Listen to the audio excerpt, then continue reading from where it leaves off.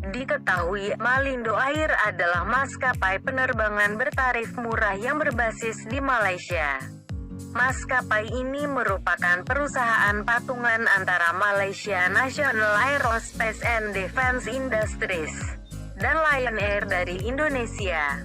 Seperti diberitakan, seorang pramugari Malindo Air yang menyelundupkan heroin senilai jutaan dolar ke Australia untuk sindikat narkoba internasional dijatuhi hukuman penjara. Zaile Zainal, 40, mendapat hukuman penjara selama 9 tahun 6 bulan karena perannya dalam sebuah operasi canggih sebelum ditangkap oleh petugas perbatasan Australia tahun lalu.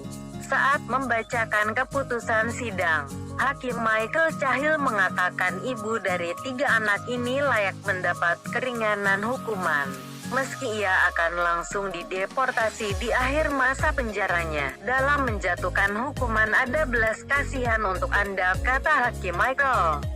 Anda merasa tidak punya pilihan lain selain melakukan kejahatan.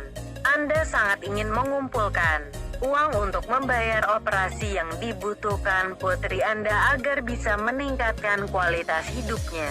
Dalam persidangan, Zaile, asal Malaysia, mengaku direkrut oleh sindikat narkoba setelah diketahui ia harus membayar tagihan pengobatan untuk puterinya yang menumpuk. Zaile juga diketahui mulai menjual brownies dan Tupperware untuk memenuhi kebutuhannya.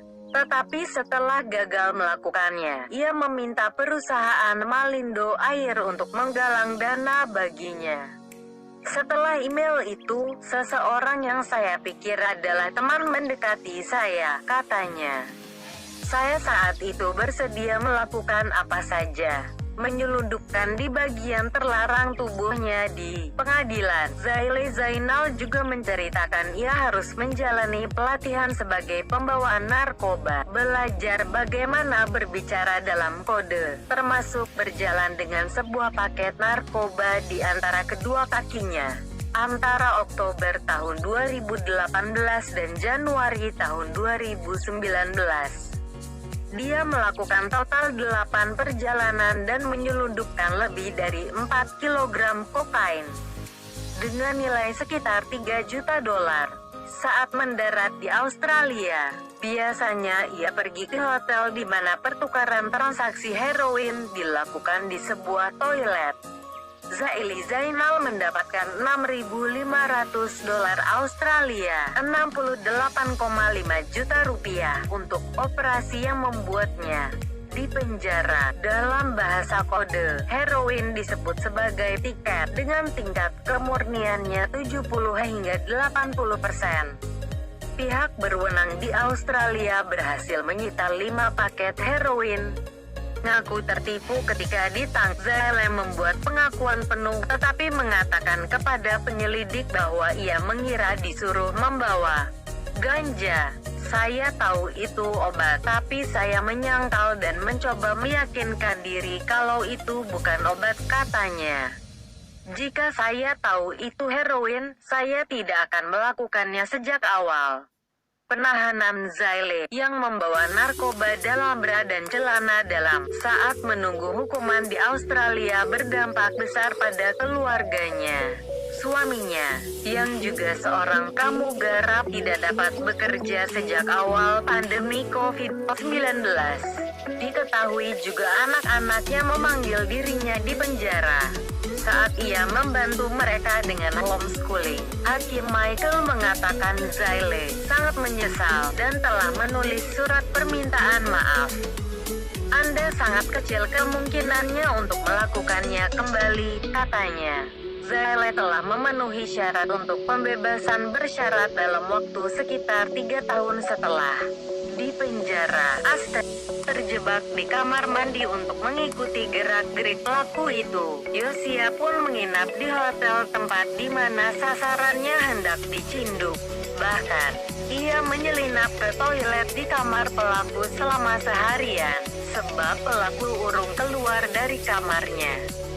Sebagai manusia biasa, Josia kala itu sempat mengkhawatirkan keselamatannya. Saya kekurung. Takut sebenarnya. Takut ketahuan. Pokoknya saya takut mati di situ karena yang saya tangkap bukan orang biasa, kata Josia. Benar saja, Josia nyaris terpergok di tempat persembunyiannya. Namun, pelaku mencoba kabur dari hotel hingga akhirnya ditembak mati petugas kepolisian. Tak kenal lelah menurut Josia. Menjadi seorang anggota polisi itu harus sigap ketika ditugaskan mengungkap suatu masalah. Bahkan, wajib tak kenal lelah, ia tak pernah mengeluh meski dirinya harus bergadang demi mengungkap suatu kasus narkoba. Saya punya tanggung jawab untuk mengungkap kasus narkoba ya misalnya. Ya itu harus saya jalani dengan senang. Toh juga ini passion saya, kata Josia. Dengan menangkap pengedar dan mengungkap kasus narkoba, ia berharap pendistribusian narkoba ke masyarakat semakin berkurang. Saya selalu bayangin jika itu menyasar kasus narkoba itu ke keluarga atau ke teman saya tidak akan sanggup lihatnya. Maka saya akan terus tangkap para pengedar itu, tuturnya. Pulang pagi baju seksi kisah undercover polwan cantik juga dihimpun Tribun News. Seorang netizen bertutur tentang penyamaran menakjubkan seorang polwan cantik. Akun dengan nama Tiwi Puspita Sari satu di antaranya. Ia cerita tentang polwan yang tak lain tetangganya. Tiwi bertutur tetangganya melakukan penyamaran total untuk menangkap penjahat. Polwan tersebut sampai harus lapor ketua RT tempat tinggalnya. Itu supaya tidak terjadi tak salah paham akibat penyamaran tersebut, tulisnya. Si ketua RT kemungkinan telah berkomitmen untuk tidak membocorkan penyamaran polwan cantik tersebut. Ada tetangga yang jadi polwan. Memang totalitas banget kalau lagi menyamar. Sampai kadang beliau harus konfirmasi ke Pak RT karena akan menyamar menjadi PSK untuk beberapa hari. Pulang subuh pakai pakaian seksi juga. Salutlah, semoga untuk kasus yang lain cekap tanggap seperti ini. Dan lagi jika yang menjadi korban dari kalangan ke bawah. Semoga perlakuannya akan sama, tulis Tiwi. Kali ini tampil beda cerita lain dari akun Facebook dengan nama Vita Purnia Varianti. Seperti diketahui, polisi dikenal dengan potongan rambut cepat dan rapi, namun ia pernah menjumpai hal yang tak disangka. Aku sendiri jage salut sama penyamaran Bapak polisi, hebat sekali. Aku kira yang gondrong pakai kalung rantai itu preman, ternyata intelnya polisi.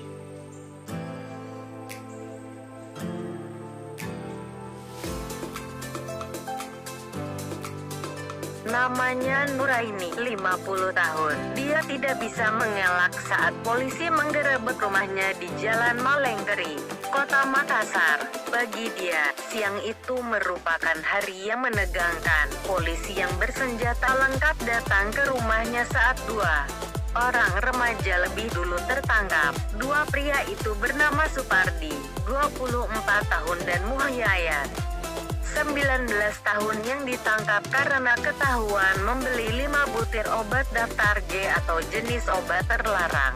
Dari Nuraini, kami menangkap dua pria pengangguran itu karena memiliki obat daftar G.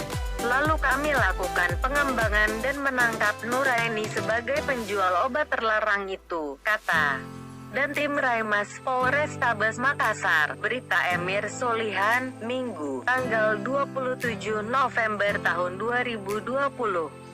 Pengungkapan peredaran obat itu bermula saat dua remaja tersebut melintas di Jalan Malengkeri yang menggunakan sepeda motor dengan nomor polisi DD 4377 MN. Di mata polisi, dua remaja itu memang tampak mencurigakan. Polisi pun menggeledah dan mendapati obat itu. Pada saat itu juga, polisi langsung melakukan pengembangan dan menangkap Nuraini di rumahnya. Dalam kasus ini, kami amankan 3 orang pelaku, Nuraini, Supardi, dan Muhyayat, dan barang bukti obat G sebanyak 100 butir, tambah Emir.